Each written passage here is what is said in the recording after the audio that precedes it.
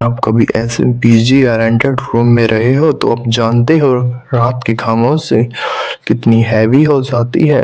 अगर आप अकेले रहते हो तो कभी आपको ऐसा लगा है जैसे कोई आपको देख रहा हो। पर क्या होगा अगर एक रात आपके फोन का फ्रंट कैमरा एकदम ऑन हो जाए और स्क्रीन पर आपकी ही फोटो लगी और आपके पीछे कोई खड़ा हो। ये स्टोरी है अर्जुन की, उसके रूम नंबर 12 की। ये ये स्टोरी बहुत इंटरेस्टेड होने वाली है। इसकी सीरीज भी है, वो भी स्टार्ट करेंगे हम। ऐसा किसी के साथ भी हो सकता है। हेडफोन लगा लो, लाइट कर लो डिम, जब तो आएगा रात में दिन।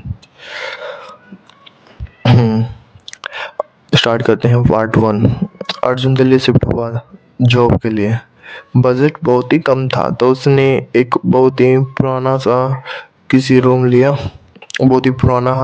उसका रूम नंबर था 12, याद रखना 12। छोटा सा कमरा, एक सिंगल बेड, बस सिर्फ एक सिंगल बेड।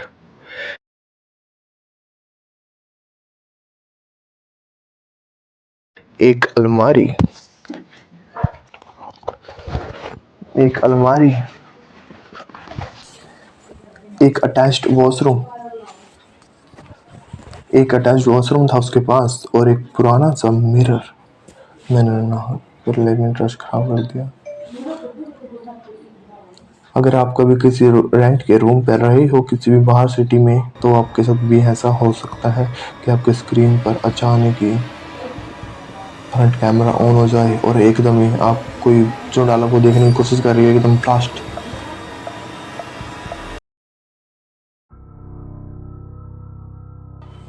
ये स्टोरी अर्जुन की।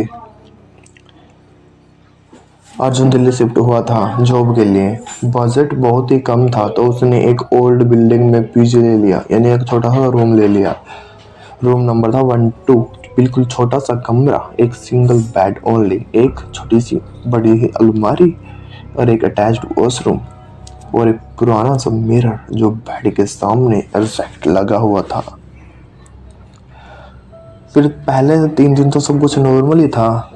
चौथे दिन रात के लगभग 3:15 बजे उसकी आंख ऑटोमेटिकली खुल गई। रीजन रीजन किसी के चलने की हल्की हल्की आवाज आ रही थी। ठप ठप।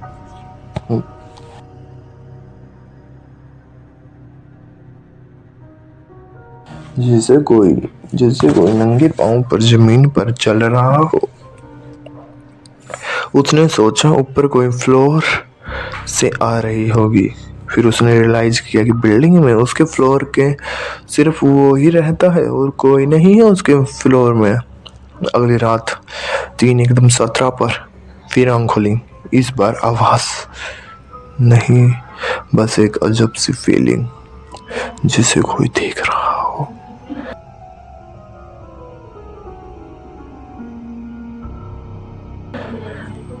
उसने आँख खोली, उसकी आँख खुली, अब ऑटोमेटिकली खुल गई और डायरेक्टली मिरर की तरफ देखा। मिरर में उसका रिफ्लेक्शन था, लेकिन रिफ्लेक्शन का सर हल्का सा झुका हुआ था।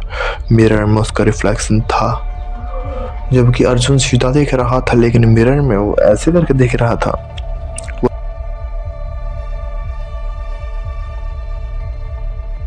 वो तुरंत उठ बैठा। मिरर नॉर्मल, उसने आपको समझा स्लीप पैरालाइज होगा, पर डोंट वेक अप लाडले।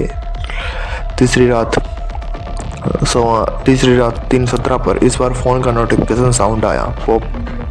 उसने फोन उठाया, लेकिन कैमरा ऐप ऑटोमेटिकली खुला हुआ था।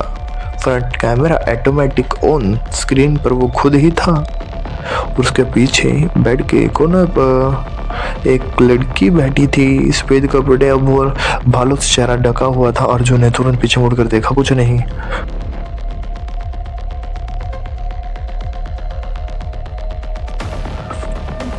फिर स्क्रीन दिखी, लड़की अब भी वहीं थी।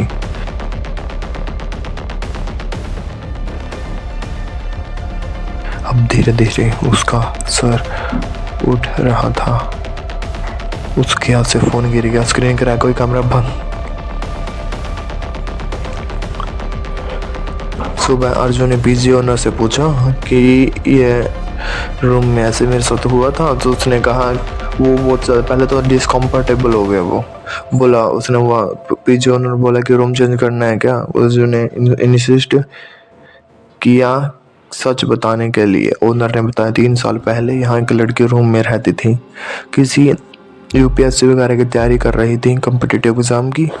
डिप्रेशन में रहती थी। एक रात 3 बजे के आसपास इसके फैन से लटक कर सुसाइड कर लिया।